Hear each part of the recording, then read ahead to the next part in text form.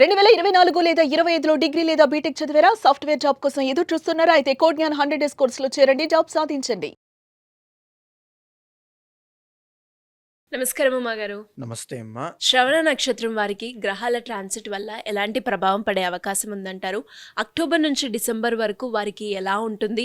ఏ సందర్భాల్లో జాగ్రత్తలు తీసుకోవాల్సిన అవసరం ఉందంటారు ఉమాగారు? తప్పకుండా అమ్మా. శ్రవణ నక్షత్రం అనేటువంటిది మకర రాశికి సంబంధించినటువంటి జాతకం అండి. సో ఈ యొక్క శ్రవణ నక్షత్ర జాతకులకి అక్టోబర్ దగ్గర నుంచి డిసెంబర్ దాకా దినదిన అభివృద్ధి కనబడుతోంది అని చెప్పొచ్చు. ఈ పదం ఎందుకని నేను వినియోగించానంటే గురు బలము అనేటువంటిది మొదటగా వీళ్ళకి పెరిగిందండి.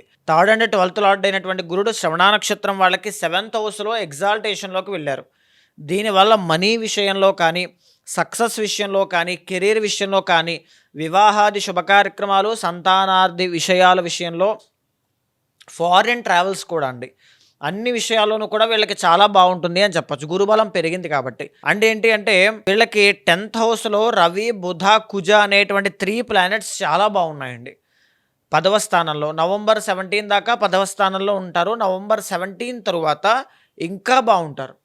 ఎందుకంటే రవి లాభంలోకి వెళ్తారు, బుధుడు వెళ్తారు, తర్వాత కుజుడు కూడా ఓన్ హౌస్లో లాభంలోకి వెళ్ళడం వల్ల భూలాభము కానీ, వస్త్రలాభము కానీ, ధనలాభము కానీ, సువర్ణ లాభములు కానీ, వాహన లాభములు కానీ ఏదైనా కలగవచ్చు, ఖచ్చితంగా జరుగుతాయి.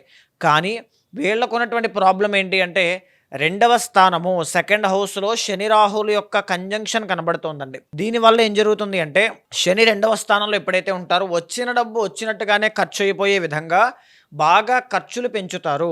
కాబట్టి ఆ ఖర్చుల విషయంలో జాగ్రత్త పడాలి. మాట ద్వారా వచ్చేటువంటి కలహాలు కానీ, తగువులు కానీ రాకుండా, వ్యవహారం పాడవకుండా చాలా జాగ్రత్త పడాలి. 2nd హౌస్లో శని రాహులు కనుక కొద్దిగా యోగించినా అసలు తిరుగులేనటువంటి జాతకంగా వీళ్ళది అవుతుందండి. అద్భుతమైనటువంటి రాజయోగం పడుతుంది.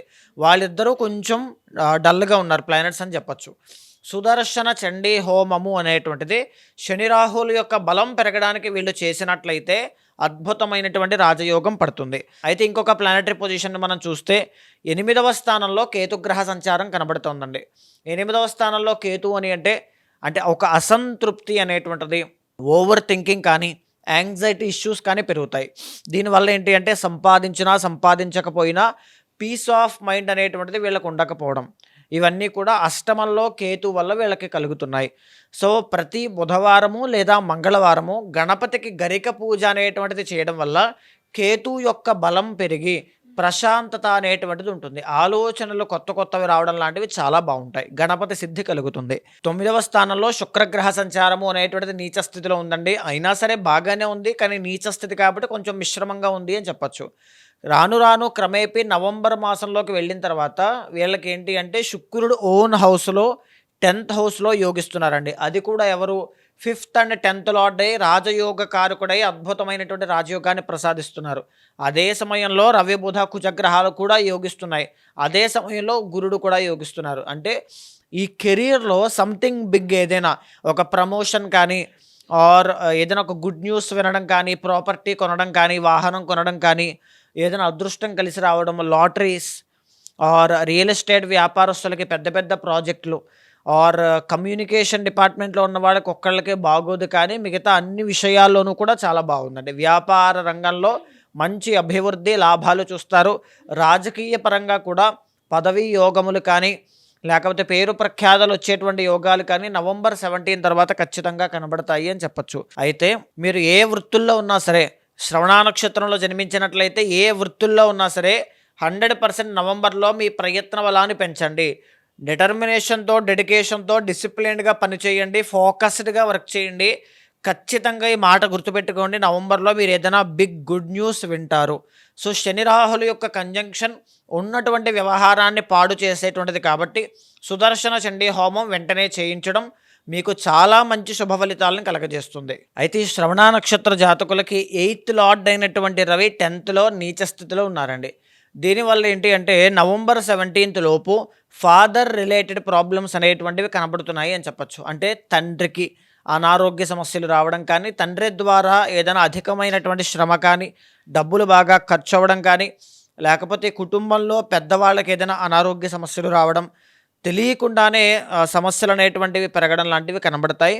శుక్రుడు నీచ స్థితిలో ఉన్నంతసేపు కూడా, అంటే నవంబర్ వచ్చేంత వరకు కూడా భార్యాభర్తల మధ్యలో తగువులు కానీ, చిన్న చిన్న మిస్అండర్స్టాండింగ్స్, బాండింగ్ అంతా కూడా దూరం అవ్వడం లాంటివి చిన్నగా ఖచ్చితంగా కనబడతాయండి. శుక్రబలం పెరగాలి. మహాలక్ష్మీదేవి యొక్క ఆరాధన ఎక్కువగా చేయండి. ఇక్కడ జాతకంలో గురుబలం పెరగడము అని అంటే అదృష్టం కలిసి రావడం అండి. గురుడు జ్ఞానకారకుడు. బుద్ధిపూర్వకంగా తెలివితేటలతో మీరు తీసుకునే ప్రతి నిర్ణయము కూడా మీకు అదృష్టాన్ని కలగజేస్తుంది. ఏ నిర్ణయం తీసుకుంటున్నారనే దాని మీద ఎక్కువగా ఫోకస్ చేయండి. శివ ఆరాధన ఎక్కువగా చేయాలి. కార్తీక మాసం కూడా ప్రారంభమైంది కాబట్టి ప్రతి గురువారము శనగలు దానంగా ఇవ్వండి. గురుబలం మరింతగా పెరుగుతుంది. లేకపోతే శివుడికి పంచామృతాలతో అభిషేకం చేయండి. అన్నాభిషేకం శివుడికి చేయించండి. తేనెతోనూ పంచదారతోనూ అభిషేకం చేయండి. ఇలాంటివి చేయడం వల్ల ఈ గురుబలం మరింతగా పెరుగుతుంది. అండ్ ఇంకొకటి ఏంటి, శని రాహు అనేటువంటి 2 ప్లానెట్స్ సెకండ్ హౌస్లో ఉన్నాయి. సుదర్శన చండీ హోమం చేయించాలి అని మనం చెప్పుకుంటున్నామండి.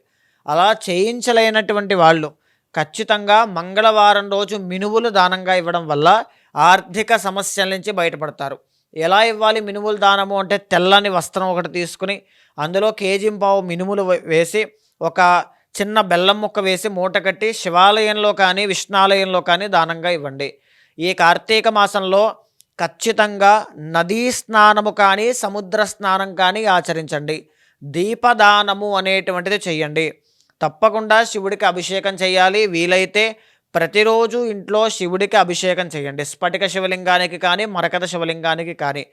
ఒకవేళ వీలుంటే మీ దగ్గరలో శివాలయంలో కానీ ఇంట్లో కానీ నల్ల నువ్వుల నూనెతో శివుడికి అభిషేకం చేయడం మరింత శుభ ఫలితాలని ఖచ్చితంగా కలగజేస్తుంది అని చెప్పొచ్చమ్మా. ఉమ్మగారు మీరు అన్నట్టుగానే ఇంకా ఎవరికైనా కూడా మీరు చెప్పినట్టుగానే వాళ్ళకి ఎలాంటి డౌట్స్ ఉన్నా, వాళ్ళు ఎదుర్కొన్న సమస్యలకి పరిష్కారం చేసుకోవాలి అనుకునే వాళ్ళు మిమ్మల్ని ఏ రకంగా కాంటాక్ట్ అయ్యే అవకాశం ఉందంటారు? తప్పకుండా అండి. అలాంటి వాళ్ళు ఎవరైనా ఉంటే మీకు కింద కనిపించే నెంబర్కి కాల్ చేస్తే మా వాళ్ళు మీకు పూర్తి వివరాలు అందిస్తారండి. ఎందుకు అని అంటే, చాలామంది ఎంత సంపాదించినా ఎంత సక్సెస్ఫుల్ అయినా సరైనటువంటి ప్రాపర్ గైడెన్స్ ఉంటే బాగుంటుంది అనేటువంటి విషయంలో ముందుకు వెళ్తూ ఉంటారు. అండ్ ఎడ్యుకేషన్ విషయంలో కానీ, కెరీర్ విషయంలో కానీ, marital లైఫ్ కానీ, ఏ పార్ట్నర్ని ఎంచుకోవాలో తెలియక పరిస్థితుల్లో కన్ఫ్యూజన్ డైలమాతో చాలామంది ప్రాబ్లం ఫేస్ చేస్తూ ఉంటారు. అలాంటి వాళ్ళందరికీ ప్రాపర్ గైడెన్స్ ఇచ్చే విధంగా ఖచ్చితంగా మీ వెనకాల నేను ఉంటాను. మీ పర్సనల్ చార్ట్ చూసిన తర్వాత గోచారంతో సమన్వయం చేస్తూ ఏదైనా దోషం ఉంటే శాంతి పరిహారములు ఆచరింపచేసి భగవత్ అనుగ్రహం కలిగేలా చేస్తాను. థ్యాంక్ యూ ఉమ్మగారు. Thank you so much. నమస్తే అమ్మా.